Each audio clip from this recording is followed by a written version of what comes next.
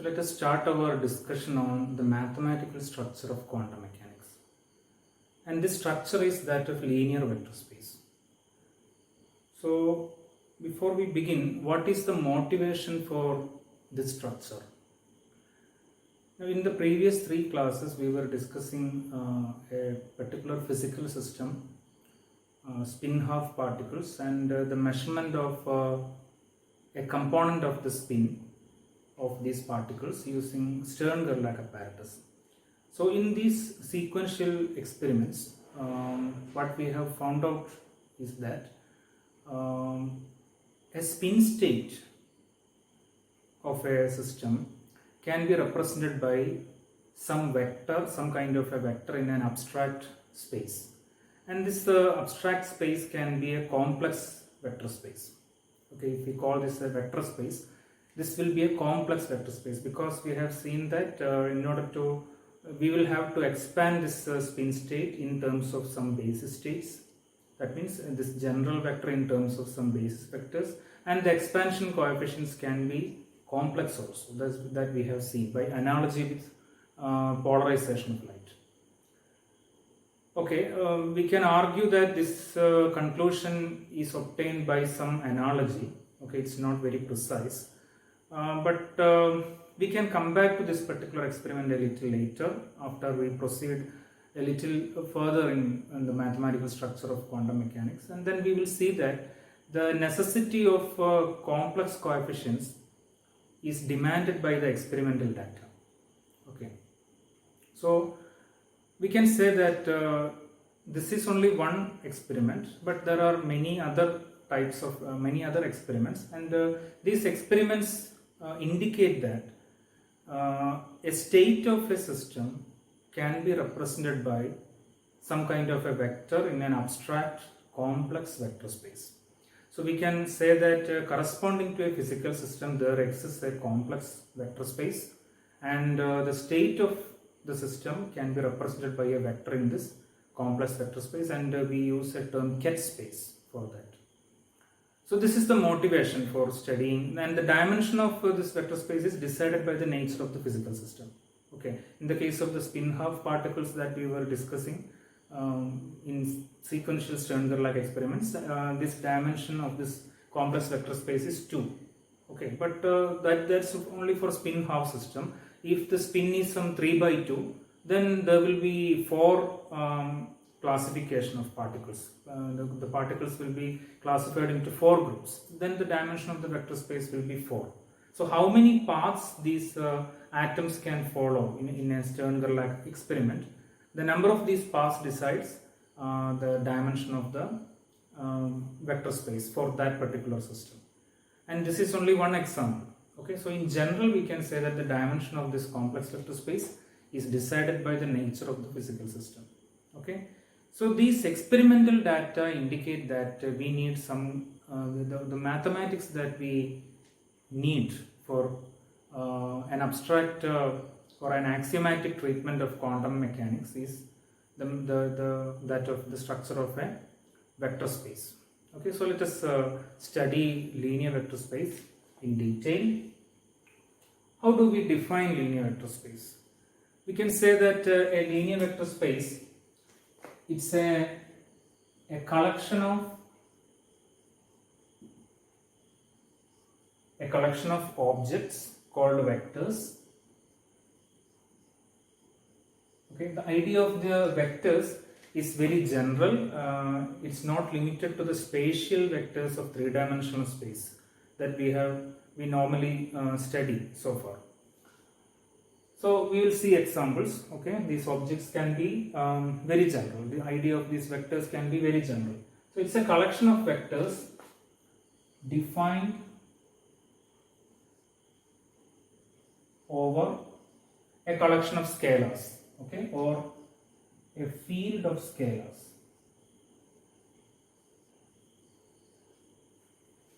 So it's a collection of objects called vectors defined over a field of scalars, and here this field of scalars, it can be 2 types. Okay, it can be a real line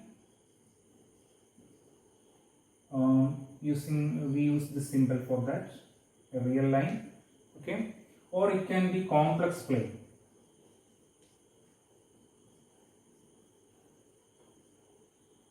We use this symbol, complex plane. So if this field of scalars is from real line, okay, then that vector space is a real vector space.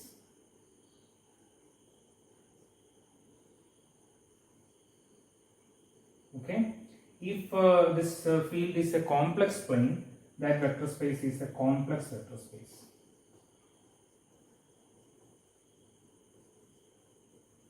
So a vector space is real or complex depending upon the choice of the scalars.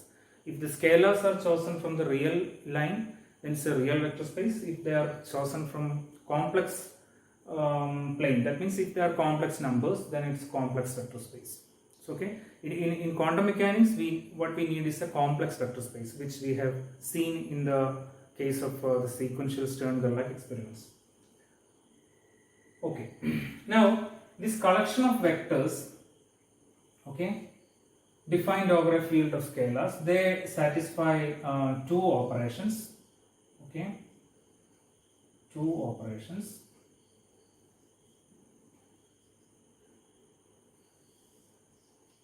One is vector addition.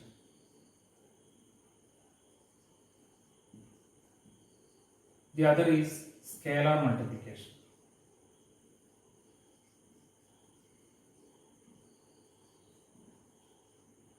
So this vector space, the collection of vectors in this vector space should satisfy these two operations. They should satisfy vector addition and scalar multiplication. And this vector addition should satisfy certain conditions, or we can say axioms, and scalar multiplication also should satisfy certain conditions. Now, what are the conditions for vector addition? One is closure property. What is meant by closure property? See, these collection of vectors in the vector space, we use this type of a symbol for that. This we have seen in the discussion of Stern-Gerlach apparatus, sequential Stern-Gerlach experiments. I use this type of a symbol. I call it ket alpha. This symbol is from Dirac. Dirac was the person who introduced this symbol. So it's just a symbol for we are talking about generalized vectors in this vector space. So let us say this ket is a general symbol for, or a symbol for a general vector. Okay. So suppose this ket alpha is an element of our vector space. Okay, I use this type of a symbol for some script, some V, capital V for with this extra line for the vector space. Okay, that means this type of a symbol. So if ket alpha is an element of vector space, ket beta is an element of vector space, okay, then this implies ket alpha plus beta is also an element of the same vector space. So if two vectors are members of a vector space, then their sum, their vector addition should also be another member of the same vector space. This is called a closure property. And second, commutative. Vector addition should be commutative. Commutative means alpha plus beta should be equal to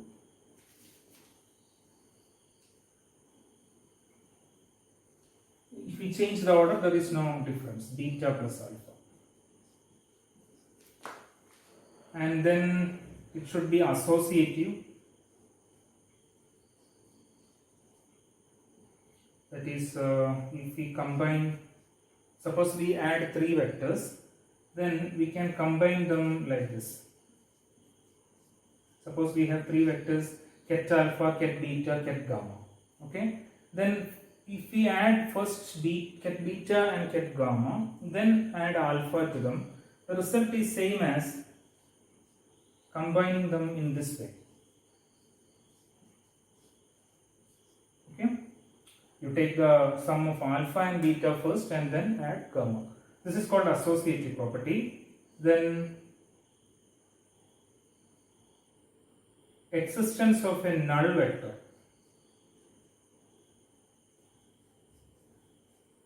That is, if we add null vector, let us say ket 0, to any vector in the vector space, you should get the same vector. Suppose ket alpha is an arbitrary vector in the vector space, ket 0 is the null vector. Then what is the definition of the null vector? If you add null vector to any arbitrary vector, you should get the same vector. Then this is called a null vector. So existence of a null vector. And finally, existence of inverse under addition. Okay, that means if ket alpha is some arbitrary vector, then ket minus alpha is the inverse of this, which means that if you add a vector with its inverse, you should get the null vector. Okay, this is called inverse. If you add to a vector its inverse vector, you should get the null vector. So these are the 5 properties or axioms that should be satisfied by vector addition. What about scalar multiplication? Scalar multiplication should satisfy, first of all, let's say A, B, C represents scalars, then it should be associative. That means if we have two scalars A and B, and if you multiply this with if you multiply these two scalars with some on some ket vector, or if you multiply a ket vector with these two scalars, then we can combine it like this. Suppose you multiply B with this ket vector with B and then with A, then the result is same as AB into ket alpha. This is the associative property of scalar multiplication. And then it is distributive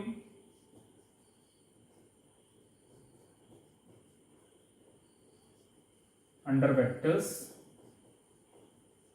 That means if you multiply a scalar with the sum of two vectors, ket alpha plus ket beta, then the result is A times ket alpha plus A times ket beta. So it is distributive under vectors, and then it's also distributive under scalars.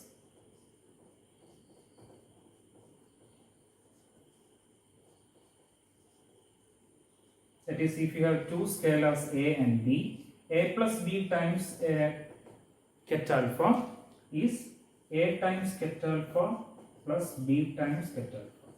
So there is some distribution with respect to vectors as well as with respect to scalars. These are the 3 properties that should be satisfied by scalar multiplication. So this forms the definition of a linear vector space. It's a collection of objects called vectors defined over a field of scalars. Whether the field is a real line, it's called a real. If it's a real line, it's a real vector space. If it is complex line, it's complex vector space.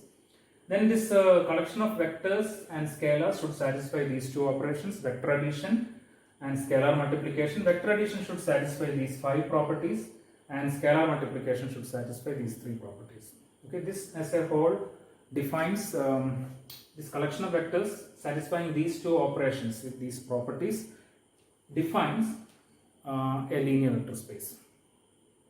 Now, what are the examples? Okay, let us list out some examples. I have listed some examples of linear vector space. The set of spatial vectors in 3-dimensional space, the spatial arrows in 3-dimensional space that represent vectors as objects with magnitude and direction. These are our familiar arrowheads in 3-dimensional vectors, 3-dimensional space. Okay, they represent vectors as objects with magnitude and direction. That's familiar to us, but let us look at the second example, the set of all 2 by 2 matrices. Okay, so even these matrices can be considered as objects which can be called vectors according to our general definition now.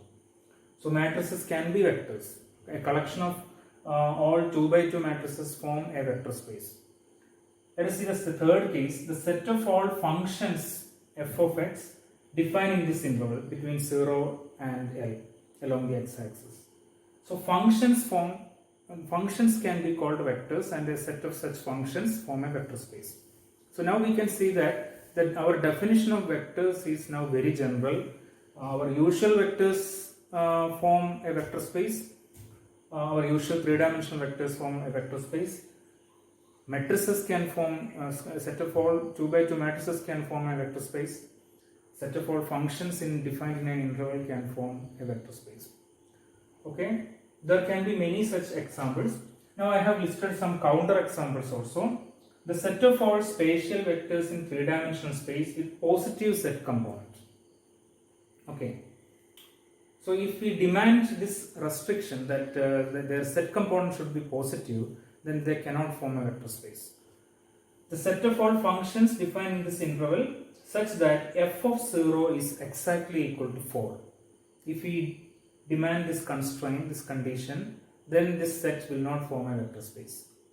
Now you can look at the definition of vector space. You can look at the different axioms that should be satisfied by the vector space, the conditions of vector addition and conditions of scalar multiplication. You can decide which of the conditions are violated, maybe one, maybe more, so that these sets do not form a vector space. Okay, you can also try to construct such counter examples. So these are a few examples and counter examples. So you can refer the textbooks to see more examples of vector space, and even you can construct your own counter examples also.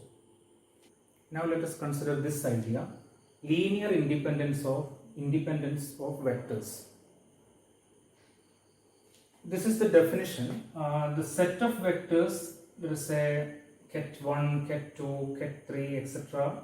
ket n. Suppose you have a set of n vectors. They are said to be linearly independent if the linear relations sigma I from 1 to n, where ket I is a generic vector from this set. So summation over I from 1 to n, ai, a1, a2, a3, etc. are scalars. So ai times ket I being a generic vector from this set, is equal to null vector. This is a linear relation. So you can expand this. So this is like a1 ket1 plus a2 ket2 plus a3 ket3 etc. equal to null vector ket0. This is satisfied only for the trivial case with all ai equal to 0. Okay. So I will just expand this one. This linear relation is something like this: a1 ket1 plus a2 ket2 plus etc.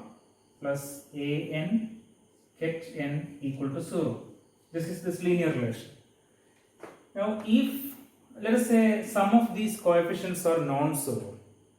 Okay, suppose some of these coefficients are non-zero, then if this linear relation is possible, instead of null vector I am simply writing 0. If this linear relation is possible, what you can do is you can take let us say this term to the right side.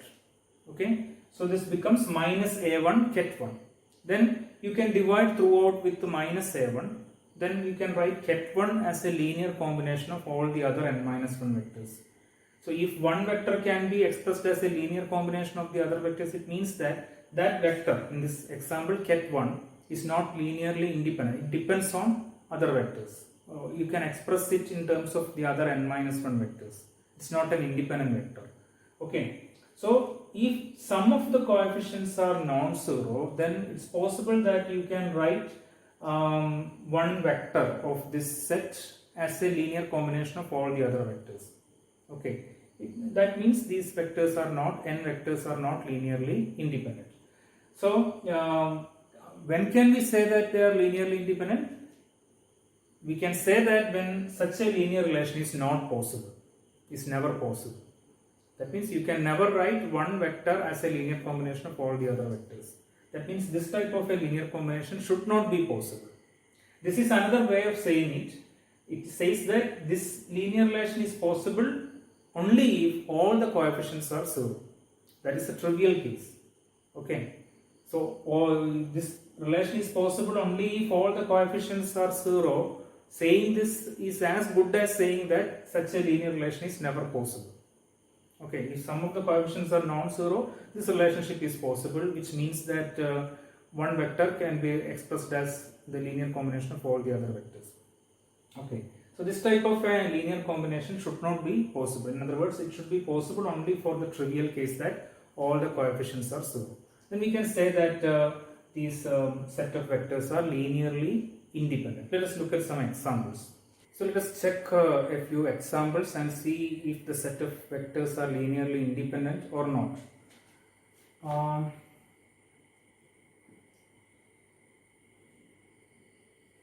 A set of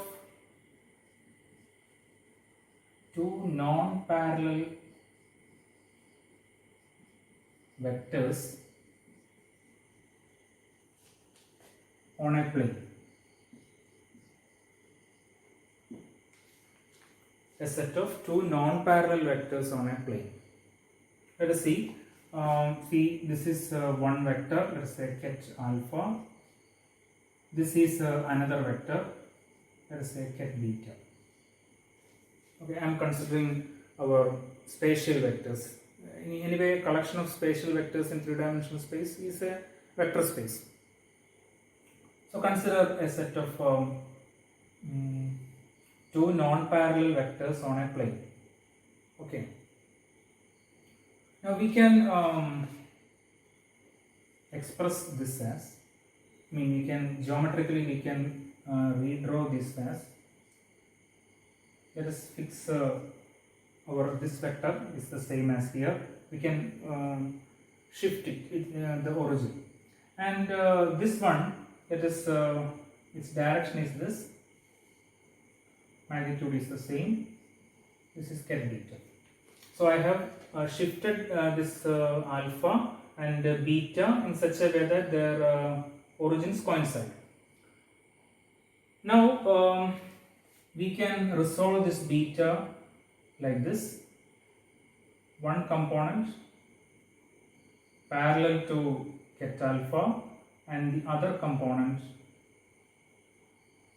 perpendicular to ket alpha. So this component, okay, is parallel. Let us say beta parallel, and this component is ket beta perpendicular. Okay.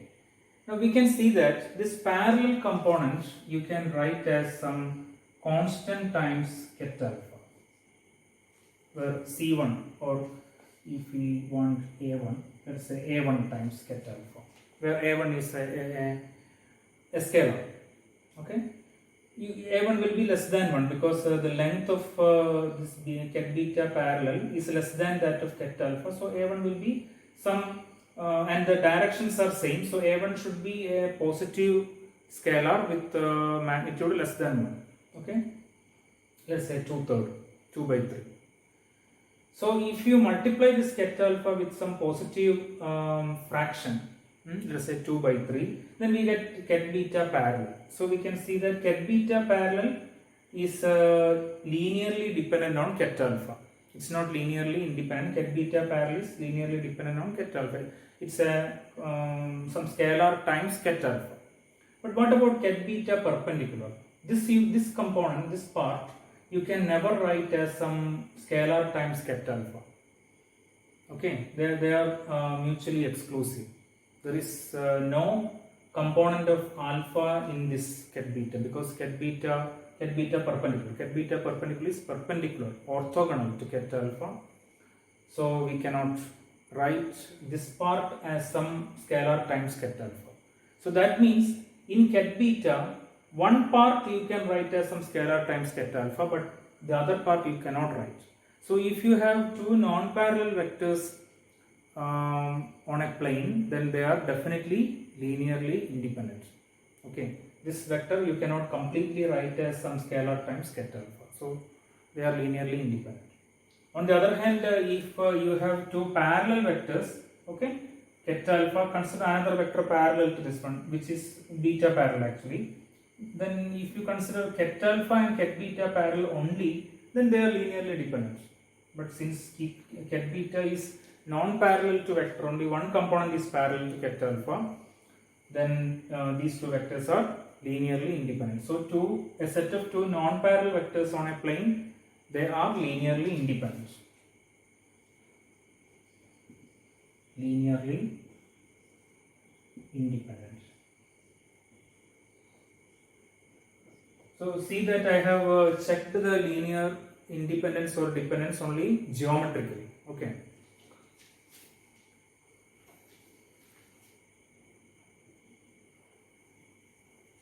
Now consider a set of three non-parallel vectors. Okay. As a second example, consider a set of three non-parallel vectors. Three non-parallel vectors on a plane.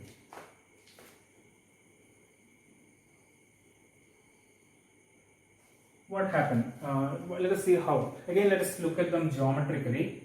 So this is one vector, ket alpha. Consider another vector, ket beta. And consider a third vector, ket gamma.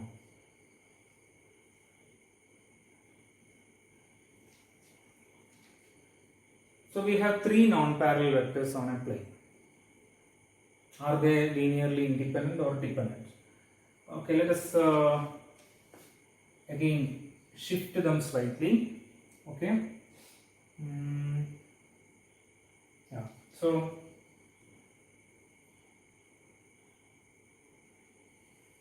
this is our ket alpha. Now I will place this ket beta. The length is the same, direction is the same, but I will place ket beta with the same origin as that of ket alpha. Okay. Okay, this is ket beta. And ket gamma also I will place with the same origin. So this is ket gamma. Okay, directions are the same, magnitudes are also same. Now let us extend this this ket beta along this same direction. Okay.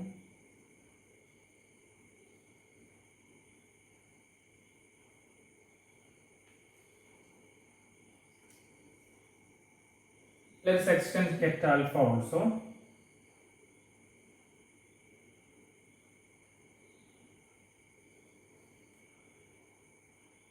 Now this ket gamma, see, you can see that if you now draw a line parallel to ket gamma, okay, and shift it here, then we can make a construction like this. We can complete a triangle like this. Okay, I have just extended ket alpha, ket beta, and I have shifted ket gamma. Actually, this is ket gamma. If I shift ket gamma here, this is ket gamma.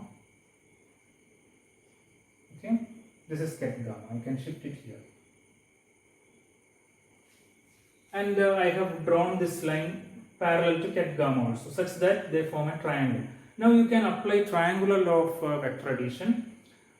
This line, okay, or this line it will be this entire length will be some a1 times ket alpha, and this entire length will be some a2 times ket gamma, okay, maybe a3 times ket gamma, and this entire length will be some a2 times ket beta.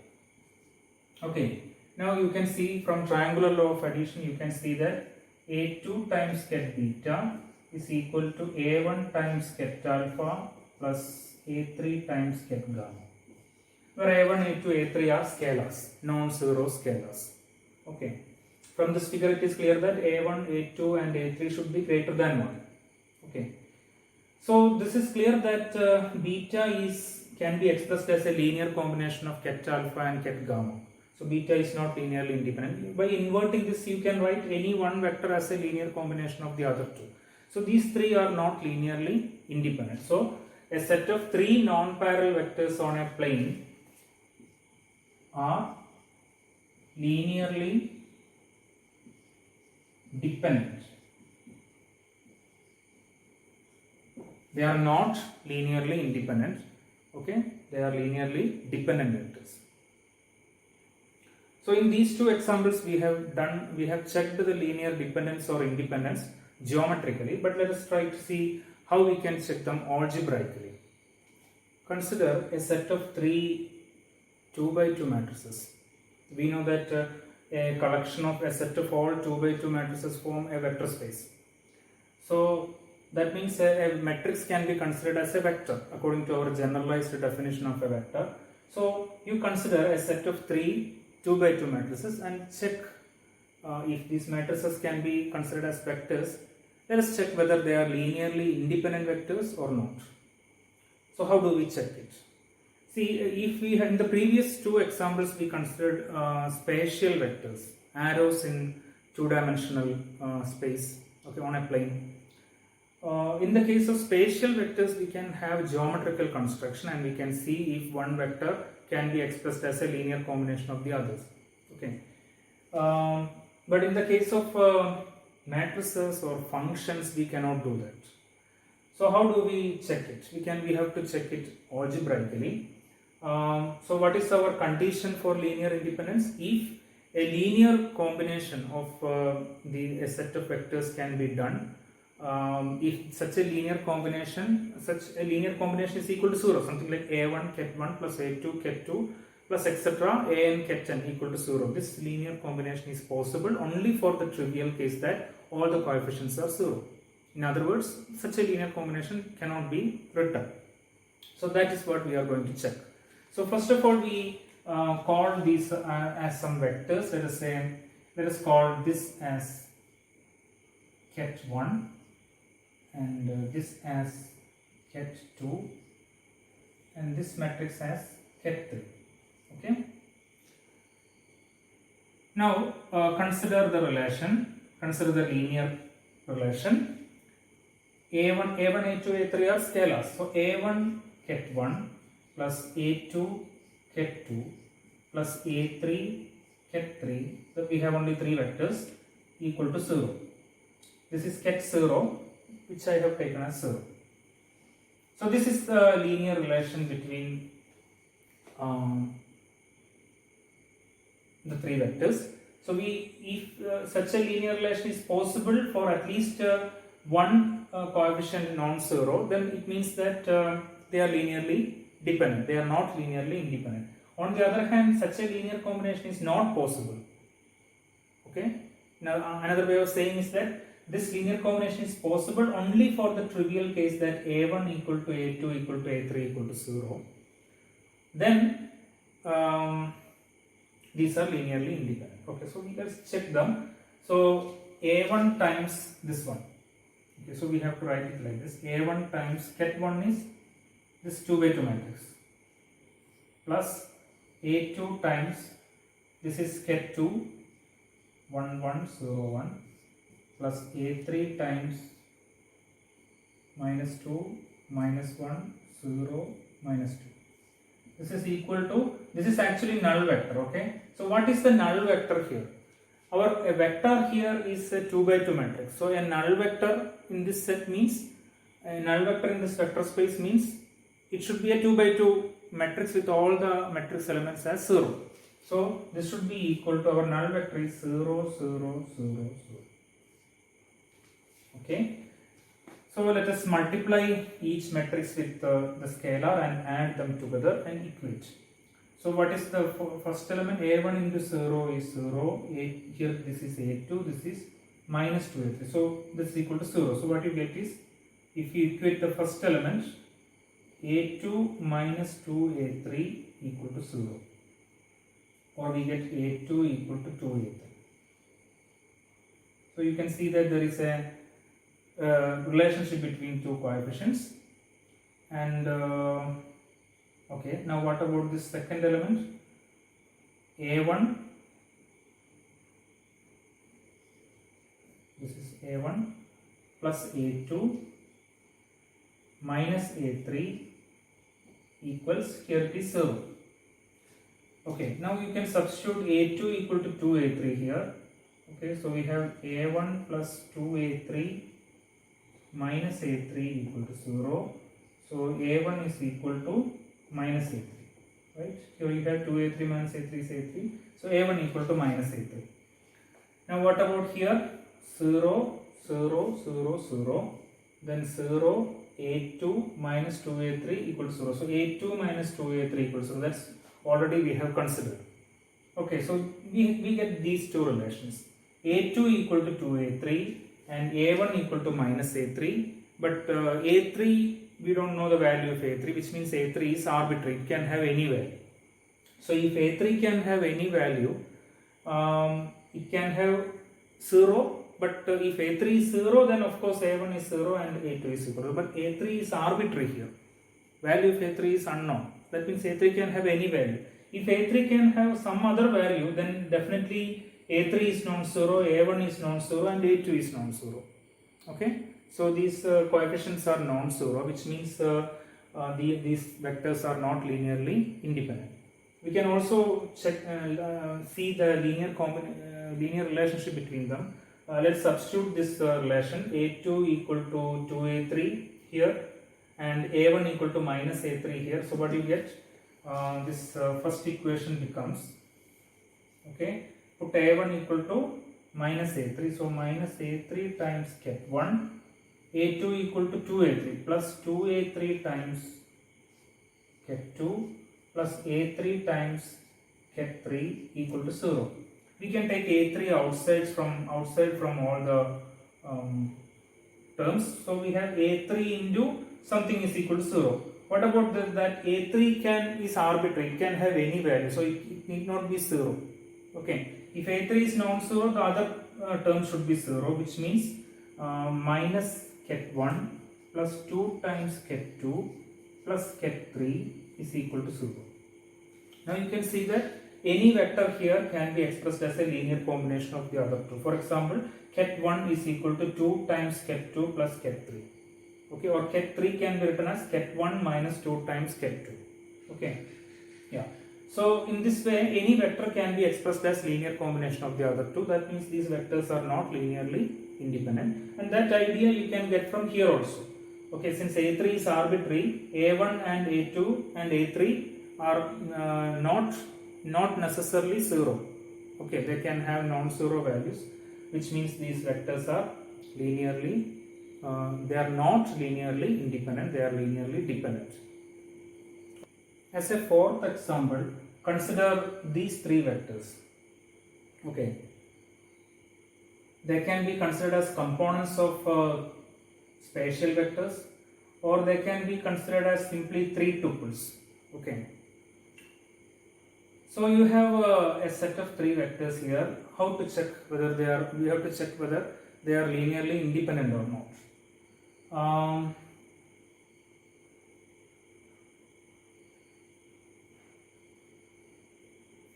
So how do we check it? We have to use algebraic method again.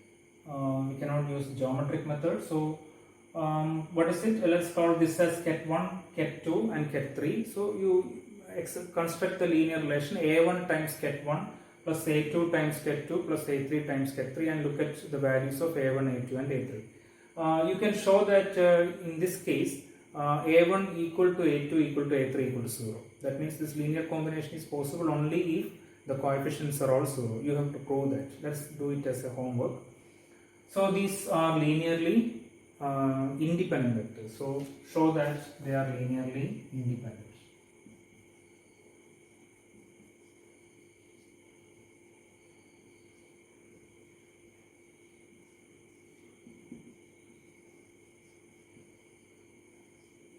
Okay, these are linearly independent vectors. Using the previous case of three matrices, we have done it algebraically. In the same way, you can show here. This time a1 equal to 0, a2 equal to 0 and a3 equal to 0. That linear combination is possible only for this trivial case. That means such a linear combination is not possible. So these vectors are linearly independent. You have to prove this. Okay. Next, consider the idea of dimension of a vector space. This is the definition. It's equal to the dimension of a vector space is equal to the maximum number of linearly independent vectors in that vector space. Maximum number of linearly independent vectors in a vector space, and that is the dimension of the vector space. Now let's look at the examples. What about a plane? a surface. We have seen that two non-parallel vectors on a plane are linearly independent. But when we consider a third non-parallel vector, they are not linearly independent. That set is not linearly independent. Any third vector you can express as a linear combination of the other two. That means maximum number of linearly independent vectors on a plane is 2. Okay, so the dimension of a plane is 2. So a plane has dimension 2 because the maximum number of linearly independent vectors on a plane is 2. And if you have a collection of vectors which are not limited to a plane, then they form a three-dimensional space. Okay, if you a collection of vectors not limited to a plane form a three-dimensional space. So we can say that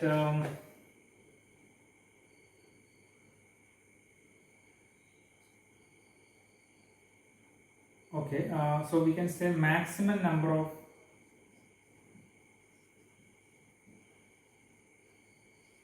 linearly independent vectors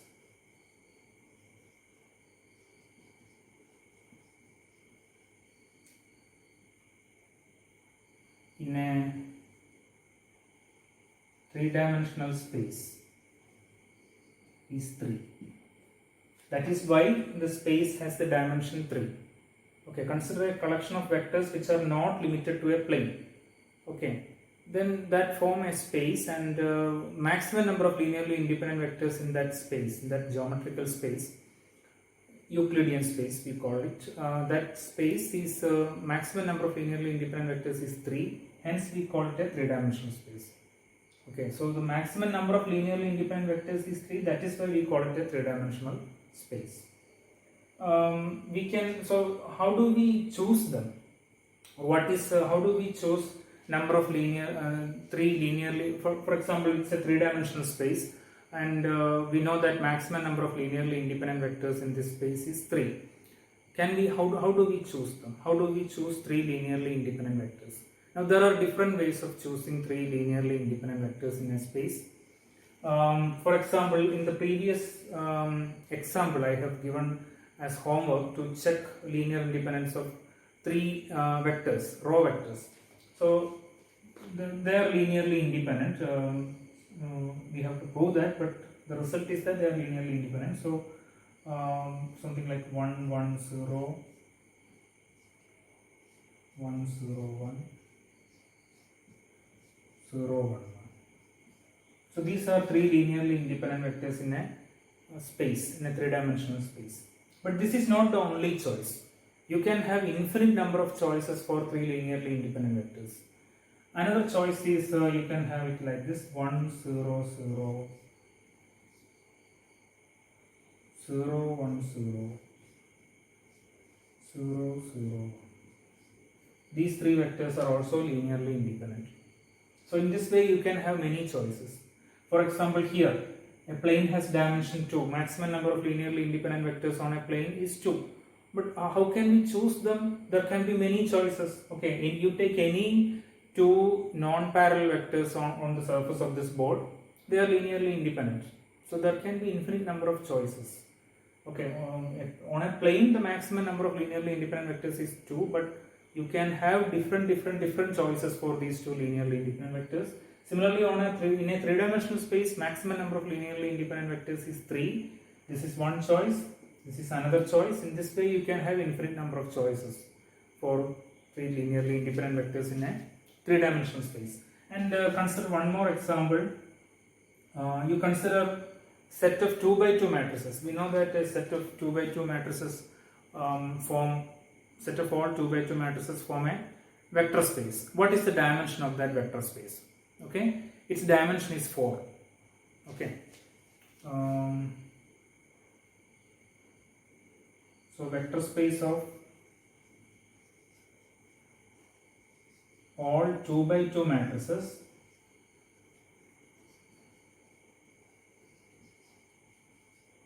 its dimension 4. What does it mean?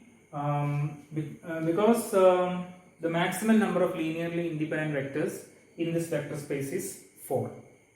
Okay. See, let us try to construct. So let's make one choice for such linearly independent vectors here in this particular vector space. One choice is like this. Okay. This is one vector. It's a 2 by 2 matrix. In the same way,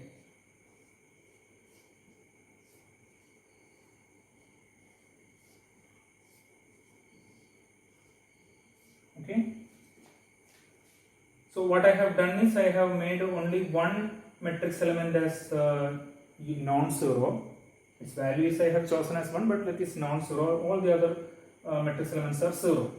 Okay. So these 4 2 by 2 matrices are linearly independent, and only maximum number of linearly independent vectors possible here is 4 only. If you choose a fifth 2 by 2 matrix, you can express it as a linear combination of all these 4. Okay. You can see that this choice in the case of a 3-dimensional space is just like this one. Only one element I have kept as non-zero, the others I have taken as 0. So this is an easy way to choose a set of linearly independent vectors from a vector space. Okay. In this case, maximum number of linearly independent vectors is 3. Here it is 4. Okay. So in general, we can say that the dimension of a vector space is equal to the maximum number of linearly independent vectors in that vector space. Now let us consider two closely related ideas. One is completeness. Completeness of a set of vectors.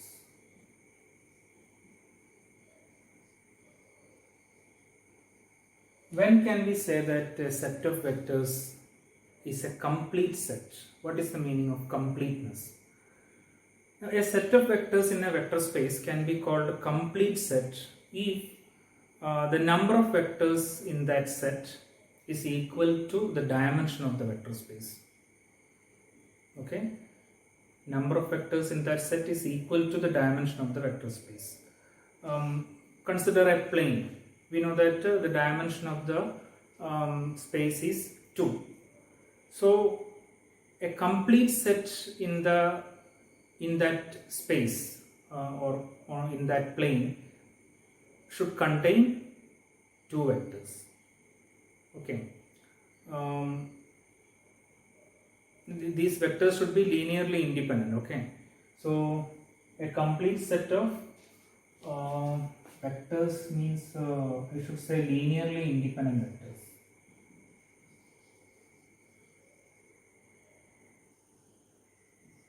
Okay. So a complete set of linearly independent vectors. So it's it's assumed that, understood that the vectors in that set should be linearly independent. So it's complete only when the number of number of linearly independent vectors in that set is equal to the dimension of the vector space. So on a plane, a complete set should contain 2 vectors. In a geometrical space or in a physical space, its dimension is 3. So the complete set should contain 3 vectors. Okay. And so on. So if a set of linearly independent vectors is a complete set only when the number of vectors in that set is equal to the dimension of the vector space. Now, earlier we have said that the dimension of a vector space is equal to maximum number of linearly independent vectors in that vector space. Okay, that means a completeness of a set of vectors means that set should contain the maximum number of linearly independent vectors in that vector space. Okay, so a set of linearly independent vectors form a complete set only if it is the maximal set. Okay, so a complete set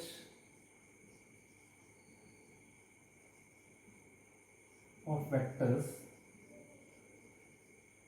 is same as the maximal set of vectors. Okay, keep in mind that when we say vectors, we assume that linearly independent vectors. So a complete set of linearly independent vectors should be the maximal set of linearly independent vectors, maximum number of linearly independent vectors in that space. Then naturally, the number of linearly independent vectors in this maximal set will be equal to the dimension of the vector space. Okay. Now a related idea is basis vectors. Basis vectors. Okay, what is meant by a set of basis vectors? Now, if you have an n-dimensional space and you have n linearly independent vectors, you have a set of n linearly independent vectors in an n-dimensional space. Okay, you have a set of n linearly independent vectors in an n-dimensional space. Then they form a basis for that vector space. It's clear that these ideas are all related. So you have an n-dimensional vector space and you have n linearly independent vectors. Naturally, it means they form a complete set or they form a maximal set. Then there can be a set of n linearly independent vectors in an n-dimensional space can form a basis of that space. So it's clear that basis vectors form any complete set of vectors can form basis vectors. Okay, any complete set of vectors in a vector space can act as basis vectors. Consider a three-dimensional space. In a three-dimensional space, dimension is 3. So what is a complete set of vectors in a three-dimensional space? It should contain linearly independent vectors whose number is equal to the dimension of the vector space. So it should contain 3 linearly independent vectors. In other words, it should contain the maximum number of linearly independent vectors in that space. Since the dimension is 3, it's clear that the maximum number of linearly independent vectors is 3. Okay. Now, so a complete set in a three-dimensional vector space should contain 3 linearly independent vectors. Now, different choices are possible for that we have discussed earlier. So any infinite number of choices are possible for these 3 linearly independent vectors. So any 3 linearly independent vectors in a three-dimensional vector space, they can act as basis vectors for that vector space. So why do we call it basis vectors? Because if you consider a general vector in that vector space, it can be expressed as a linear combination of these basis vectors.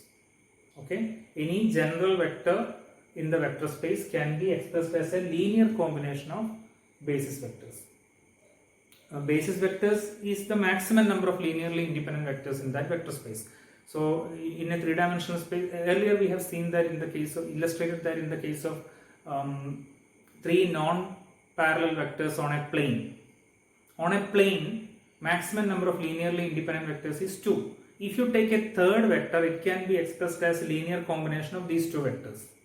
So these 2 vectors can act as the basis vectors for this 2-dimensional space, that is plane, and any general vector in that plane can be expressed as a linear combination of these 2 basis vectors in the same sense. Okay.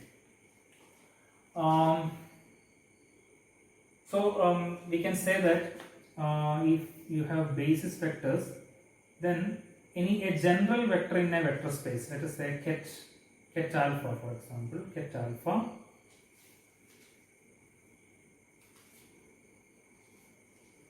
or I will say ket v. Okay. Now this can be expressed as a linear. Suppose it's an n-dimensional vector space. So summation over I from 1 to n, some vi are the scalars. Ket I. Okay, where this ket I, a set of ket I, that is ket 1, ket 2, ket 3, etc. up to ket n, this set of ket I form the basis vectors.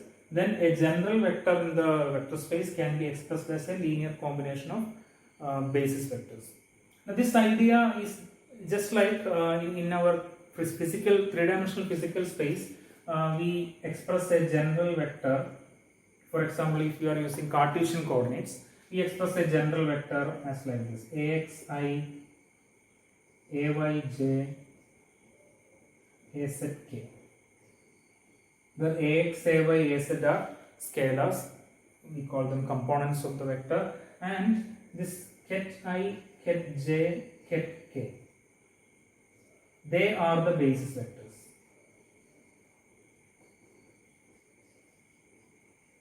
They are the basis vectors in the three-dimensional physical space. So you can see that these three are, how many vectors are there? 3. What is the dimension of the space? 3.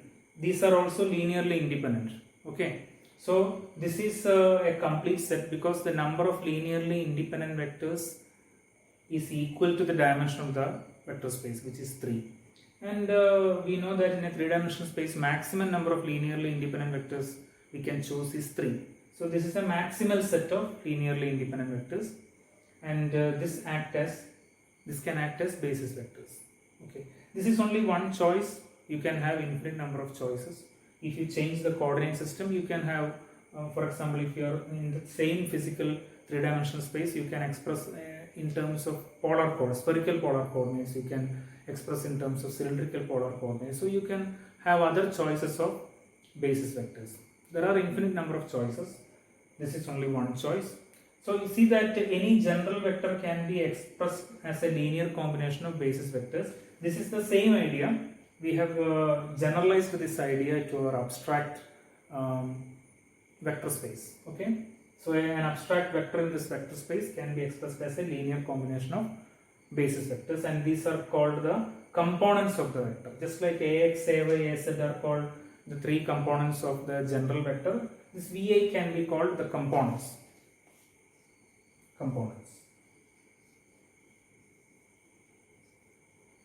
Components of ket v in the basis set I, which means ket 1, ket 2, ket 3 up to ket n. So this is the basis, and in this basis the components of this general vector are va. Okay, there is a theorem here which states that the expansion of a general ket vector in basis vectors is unique. This expansion is unique. In other words, these components are unique. So if you expand a general vector in a given basis vector, then the components are unique. That means in the same basis you cannot have two different components, two different sets of components for a given vector. Let's try to prove it. So I will try to prove it here. So the theorem is this: the expansion of a given vector in a given basis is unique, or the components of a vector in a given basis is unique. So in order to prove that, let us assume that this expansion is not unique, or the components are not unique. So let me say that this ket p is equal to summation over I vi ket I, and the same vector you can express as in the same space. That means in the same basis is the same. We will say the components are different. So let v is equal to this and ket v is equal to this, where vi dash are a different set of components. We assume that the components are, we can have more than one expansion.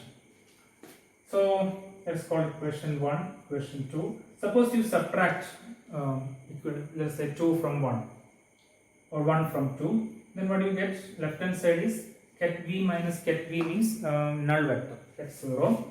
Right side you have summation over I. Suppose I subtract 1 from 2, so we have ket I is common, so we have vi dash minus vi ket I. Okay, so we have a linear relation. Summation over I, these are called scalars, right? Vi and vi dash are scalars. So summation over I, sum ai, suppose vi dash minus vi is equal to sum ai. Okay, sum ai I. This is a linear relation. Remember that these are basis vectors. Basis vectors are by definition they are linearly independent vectors. They are the maximum number of linearly independent, maximal set of linearly independent vectors in the vector space. So these are linear, these n vectors are linearly independent. Then if they are linearly independent, by the definition of linear independence of vectors, which we have discussed already, such a linear relation is possible only if all the coefficients are 0. So all the a should be 0, which means vi dash minus vi equal to 0 for all I, which means vi dash is equal to vi. That means these two coefficients are same. In other words, the expansion is unique. So if you expand a given vector in a given basis, that expansion is always unique. The coefficients are unique. If you change the basis, then the coefficients will be different. Okay. Yeah, for example, a given vector in Cartesian coordinates you expand as ax, I, ay, j, az, k. If you choose a different set of bases, let's say spherical polar coordinates r, theta, phi, then the coefficients are different. The same vector you can express ar unit vector r plus a theta unit vector theta plus a phi unit vector phi. That ar, a theta, a phi are different from ax, ay, aj. So if you change the basis, then the coefficients will be different. But in a given basis, the coefficients are unique. That's what we have proved now. See this ket v or ket vector v. This is an abstract vector in a vector space. Let us say complex vector space. Now, if we make a choice of basis, okay, once we make a choice of suppose it's an n-dimensional vector space, then we can have basis vectors. Number of basis vectors will be n. But we can have different choices for the basis vectors. Infinite number of choices for these n basis vectors. Suppose we choose a basis vector, a set of basis vectors. Once we make the choice, then this vector can be expanded in terms of the basis vectors, right? Then we get n components, vi. Okay. So this abstract vector, once you make a choice of the basis in the vector space, then this abstract vector in the vector space has a concrete form in terms of the components. Okay. So this is abstract. Whereas these set of components, you have n components, they have a concrete form, a specific form. So a vector acquires a concrete form, a specific form, once we make the choice of basis. And for a given basis, this form, this set of components is unique. Okay, that is right. Now, whatever algebra that we do for vectors, they can be expressed in terms of these components. Okay, the basic algebra for vectors is vector addition and scalar multiplication. So this vector addition and scalar multiplication all can be expressed in terms of the corresponding components. So let us see. So the first algebra is you have two vectors, so you add them like this. Okay, this is a vector addition. Now this you can express in terms of the components. You expand, you make a choice of basis, let's say ket I. Okay, suppose this is our choice, ket I. Then we can expand this ket v and ket w in terms of this basis vectors. So what do you get? Summation over I, vi ket I plus this can be written as summation over I, wi ket I, same basis. Okay, then you can write this as a summation over I. If you take ket I outside, this you can write as vi plus wi ket I. So instead of adding abstract vectors, you can add the components, corresponding components. In three-dimensional physical space, you do this. Ket A, axi plus ayj plus vector A, axi plus ayj plus azk. Vector B, bxi plus byj plus bzk. Vector A plus vector B we can express in terms of the components. ax plus bxi, ay plus byj, az plus bzk. You can add corresponding components. That's what we do here. We can add the v1 plus w1 along ket1, v2 plus w2 along ket2, like that. So vector addition you can express in terms of the components. Similarly, look at scalar multiplication. Some scalar multiplied by a vector. This you can express like this. Scalar times this vector you can express in terms of the basis vector. So vi ket I. Now this is equal to, okay, what is this? This is an expansion of n. You have n terms here. v1 ket1 plus v2 ket2 plus v3 ket3, etc. Now the scalar multiplication satisfies distributive property, distributive in vectors. Okay, so if you do this distribution, how do you get? You can write this as summation over I, a times vi ket I. Okay, a v1 ket1, a v2 ket2. Each term, each component you can multiply with this scalar. So multiplying the abstract vector with a scalar is equivalent to multiplying each component in a given basis with that scalar. So in this way, vector addition as well as scalar multiplication you can express in terms of the components. So this is the idea of giving a concrete form to an abstract vector through the choice of a basis.